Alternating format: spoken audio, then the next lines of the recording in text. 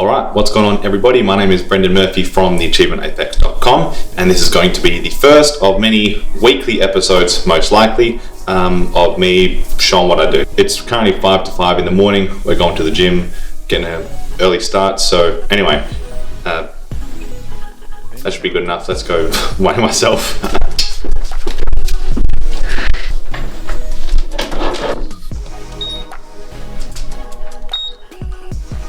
Long pants, and I've had a coffee and I'm wearing shoes, so it's not accurate. So I'm 80 kilos with what I'm wearing now, but it's probably more like 78 if you take it all off. Right, so I'm currently probably 78 kilos once you take off all the stuff that I'm wearing. That's down from about 90 kilos when I was at my biggest, which is actually part of the other reason I wanted to start this series, is because compared to where I was, I'm kind of feeling a bit small and a bit weak. So I want to get back my old size and strength, or at least most of it, because back then the only thing I did was get as strong as possible. And then at the time I was working like 2 hours a day. I had a pretty easy life, let's say. Now it's a lot harder, so I probably won't get back there, at least not anytime soon. But if I can get halfway or maybe 3/4 of the way there, that would be good for me. We're going to go to the gym now and probably do some squats. I'm basically going to go back to the way I was training before, but with less weight, less intensity, probably less sets, less time, because like I said, back then all I did was lift weights. Now I actually got a lot of work to do, so probably be quicker. But yeah, let's go ahead and go to the gym.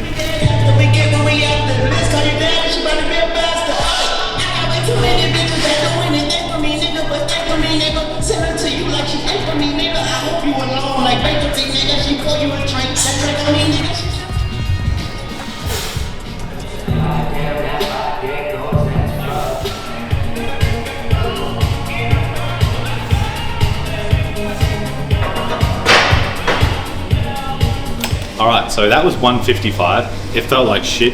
Moved okay, judging by the video. I mean, I guess you can expect it to feel like shit when I haven't trained properly in probably like 18 months. At my best, I was squatting, I could probably squat around 320. I was 90 kilos, now I'm 78.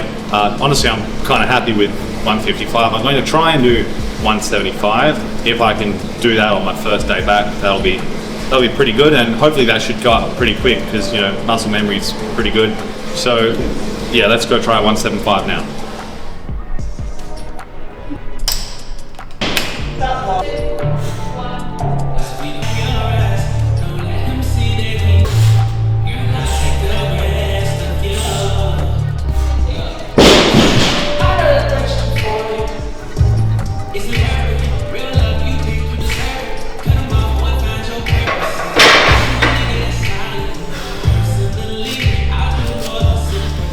Alright, so that was 175. I'm actually very happy with how that moved. That was in knee sleeves that I've never really worn. I mean, I haven't worn anything for like 18 months, but that was in knee sleeves, that was in a belt, it's not even mine, so that felt really good. Next week we'll go for more. Now we're just going to hop into the sauna for 15 minutes, and then I'll be getting to work on barbells. So I'll see you there. Alright, here I am in the workshop now, going to work on some Pinnacle Series barbells.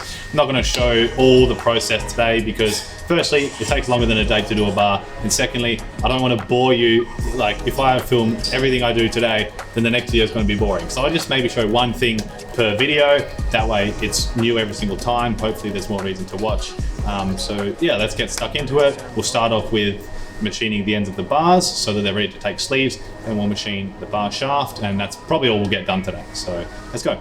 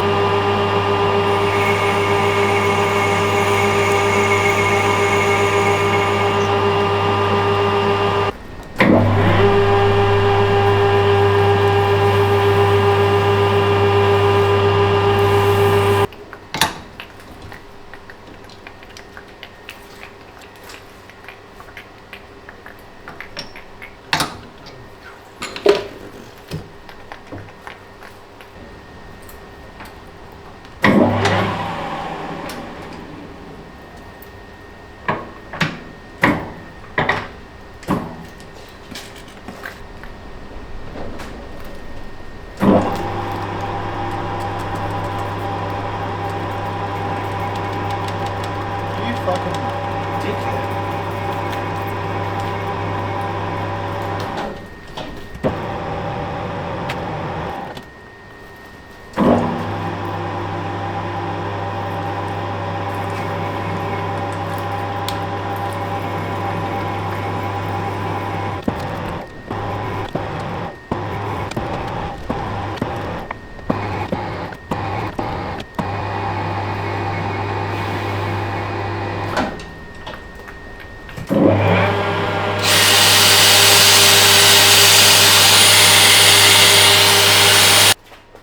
Okay, so hopefully you can see that.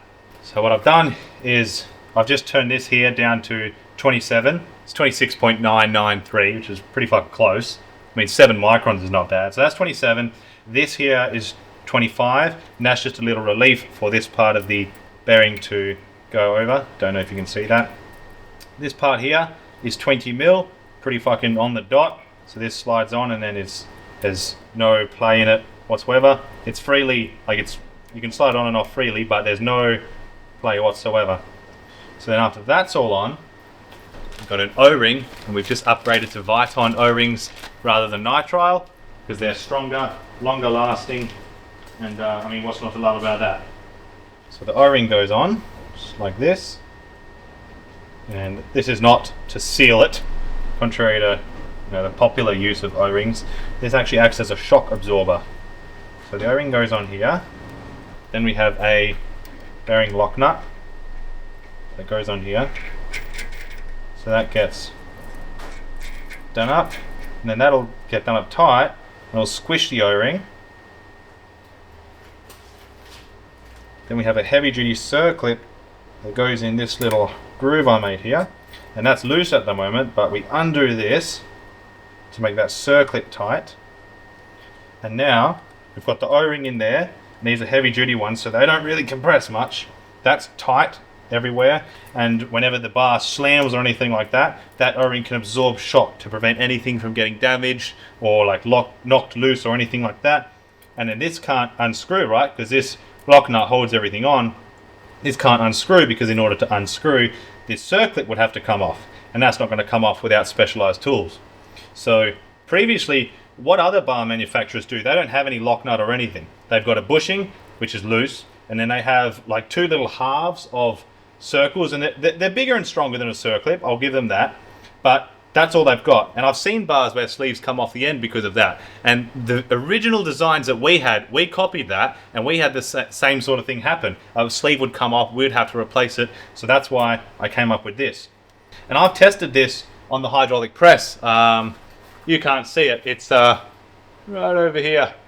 So I've tested this in the hydraulic press, and it takes tons of force to break this. And I mean, people don't lift more than half a ton, and that's up and down force, not off the bar force. So this is by far the strongest of anything out there. So that gets locked on. We get a thrust bearing, and then this goes on like this, and then this sticks over the end by 0.2 mils. And then once the sleeve goes on there, the end cap gets pushed up against this, and this gets done up tight. So then the sleeve, it cannot move in and out whatsoever, cannot move up and down because of this precise fit here on the bearing.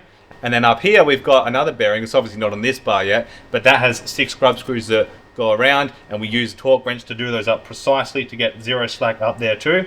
So once this all goes together, no up and down, no left and right, yet you still have a free spinning sleeve. So that's how we do our sleeves, and I think that's probably all I'll put in this video. I'll save some of the other cool stuff for the next video. So once I've done this, I've got a lot more to do here, about another 6 hours of work. But once I've done this, I've got to go and do some videography and editing for my friends at Western Plantation Grinding. I manage all their social media and stuff like that. So let's cut to that now.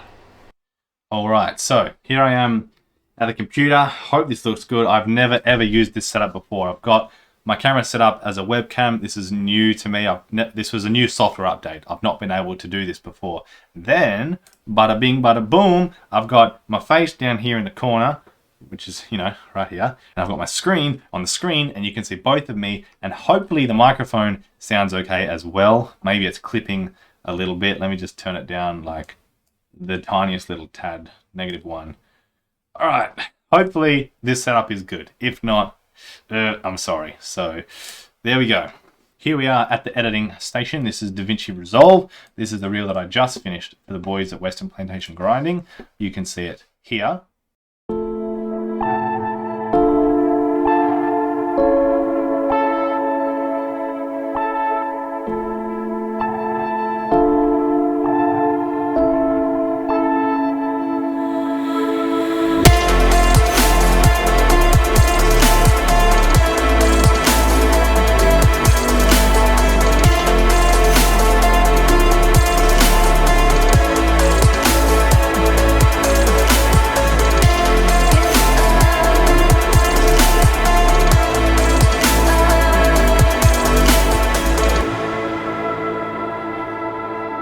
That's epic.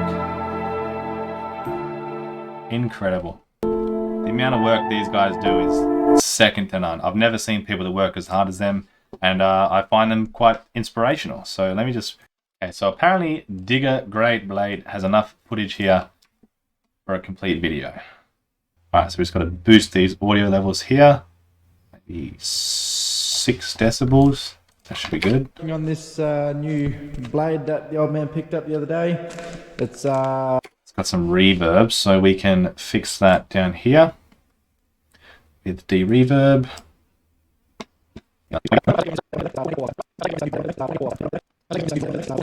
Alright, so let me boost this audio back up and you'll be able to see the difference that's made. First, I will turn it on, then I'll turn it off, then I'll turn it back on, and you'll be able to hear the difference in the reverb. So... this is on. Alright, how you going everyone? Today we are here working on this new blade that the old man picked up the other day. It's 4.8 meter, or what's that, 15, 16 foot. Alright, so there you can hear how the audio quality has been improved. I completely forgot. This needs to be widescreen. 1080p. There we go, that's much better.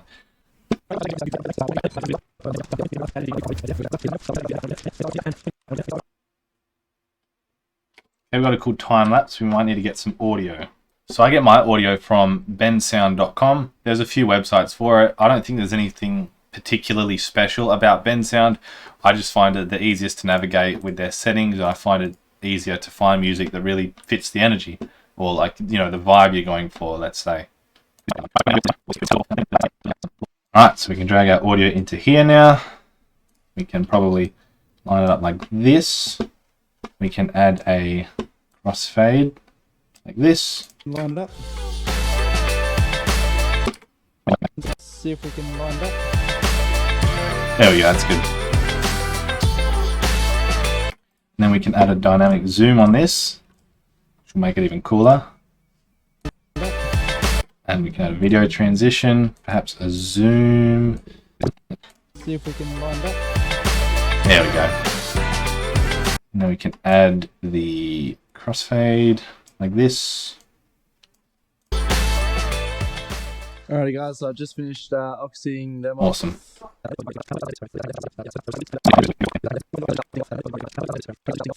Now this is more like my content.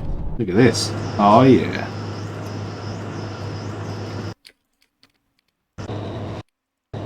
Well, we'll try a clip onto that one. And so with this clip, we've got a bit of noise, some wind pollution. So we can try our best to reduce it. It's really difficult if it hasn't been recorded correctly, but we can try and use a denoiser to fix that up. Alright, so I've just applied my equalizer and my denoiser, and I'll play it and I'll turn it off and turn it back on so you can see the difference. This is on. So I'll jump in the digger, pull her out, drop the bucket just here, and then we'll clip onto that one. Well, we'll try clip onto that one. And back on. And yeah, hopefully she'll lock us into place. That's how... So you can see the difference that makes. Alright, so this clip's got quite a lot of noise, wind noise. So what I'm going to do is see if I can create subtitles for it. Alrighty guys, so just finished up with the digger. Finished having a go at the blade. One good thing is about having a go at the blade. So it's not perfect, but I can jump in there and fix it. Having a go at the blade. And that should be video finished. So what we'll do now is go and do some colouring work. Once that's done, we'll send it to the boys and see if he's happy with it. So I already have a preset that I've made for working with the footage from these guys, and then I can usually just tweak it a bit depending on the actual clip. These two shots here particularly, you can see the difference in the color balance. You see how this, you've got the gray concrete, here the concrete looks very yellow. So once again, we can just go back to the origin and drop the temperature.